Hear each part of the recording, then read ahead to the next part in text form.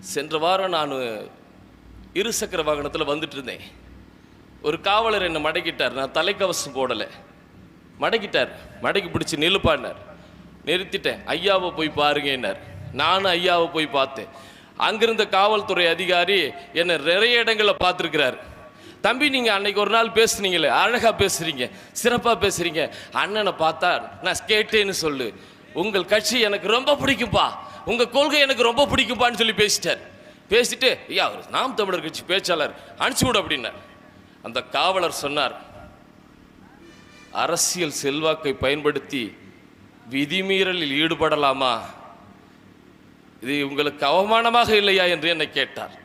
ஒரு நேர்மையான காவல்துறை அதிகாரி. அந்த காவல்துறை அதிகாரிக்கு நான் இந்த நேரத்தில் ஒரு ராயல் சல்யூட் அடிக்கிறேன்.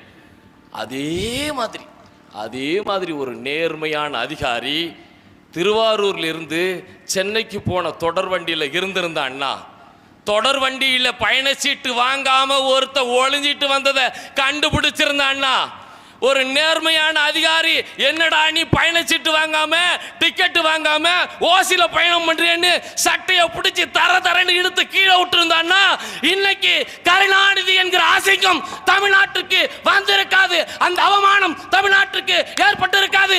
இந்த தத்தி தருகுறிகள் திராவிட முன்னேற்ற கழகம் இந்த நிலத்தில் இந்த மக்களுக்கு இத்தனை கொடுமைகளை அரங்கேற்றி இருக்காது. தொடர் வண்டிகளை பயணிக்க பயணச்சீட்டு வாங்க வக்கு இல்லாம ஓசியில பயணம் பண்ண இந்த திருட்டு கும்பல் என் தாத்தனுக்கு ஏசி போட்டு கொடுத்தேங்கிற வெக்கம் கெட்டவனுங்களா.